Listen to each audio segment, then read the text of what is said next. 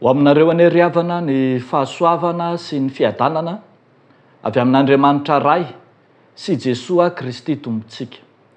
Amen. Fitandremana ny didy no fototry ny fanekena.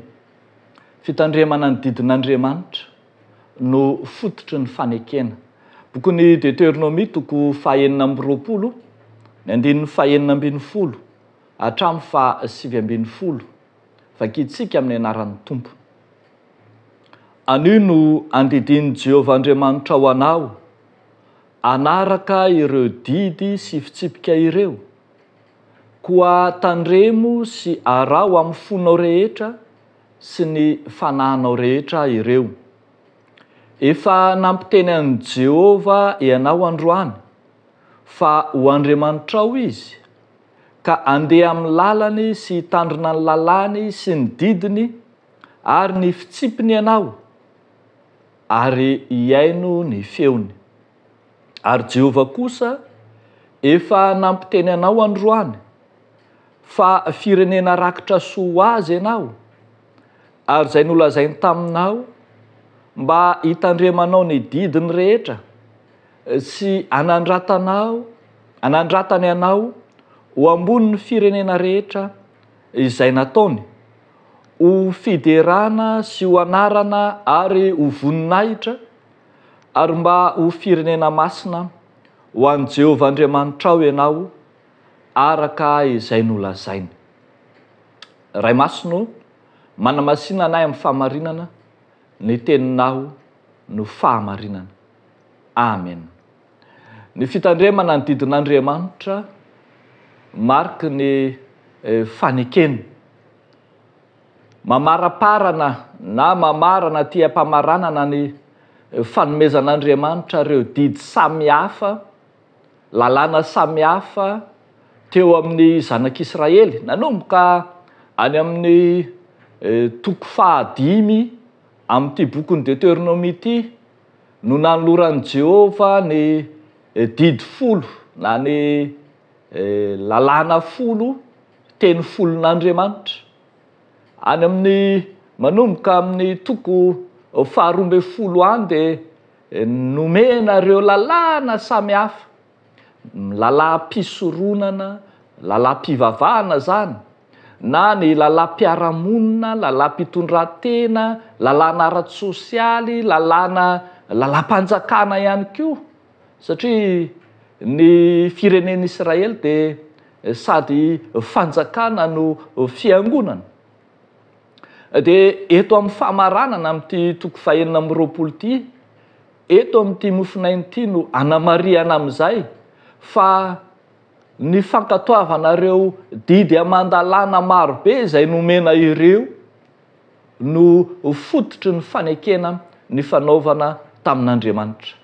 Tsy haivina eto fa raha nanome ny lalàna tany anefitra Andriamanitra dia mariky ny fanekena teo amin'izy Andriamanitra sy ireo olona, ireo patriarka tahaka andry Mosesy no amafisina tamin'izany. Ary manamafy izany eto am-pamaranana izao fanomezana ny didy aman-dalàna izao, no anamafisana indray ny fanekena eo amin'ny Jehovah Andriamanitra an-daniny sy ny vahoaka manontolo mihitsy koa ny vahoaka Israely ankilany. Jehovah Andriamanitra no manome ny lalàny, ny didy mba ho arahina, ary dia ao anatin'izany fanarahana ny lalàn'Andriamanitra no mampiasikasina ny fifamatorana eo amin'Andriamanitra sy ny olona. Ao amin'ny fanarahan-dalàna no manamafy ny fifandraisana eo amin'Andriamanitra sy ny vahoakany.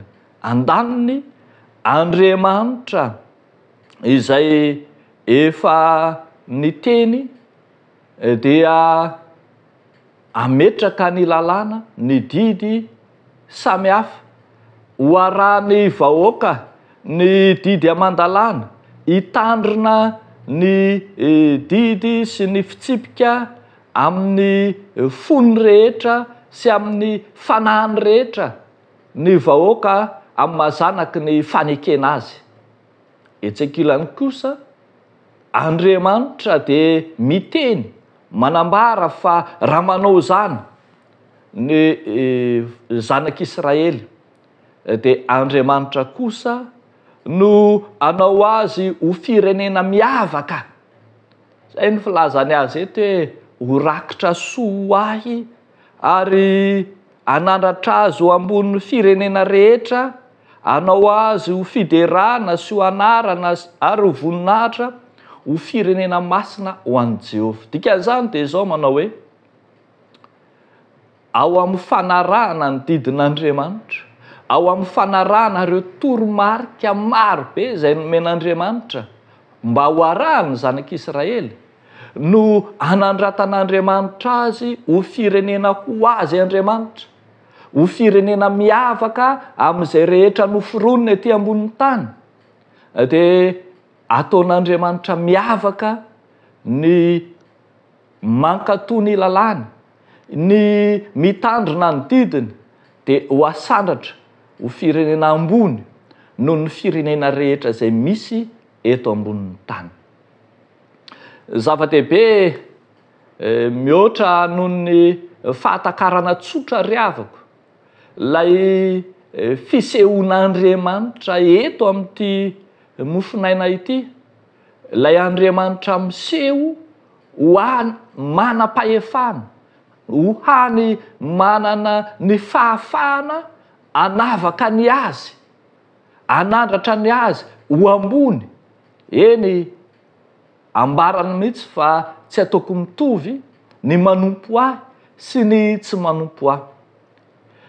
Izay rehetra mitandrina io didy sy lalànan'Andriamanitra io arak'izany no vita fanekena amin'Andriamanitra ka dia ataony mahita fity eo anatrehany.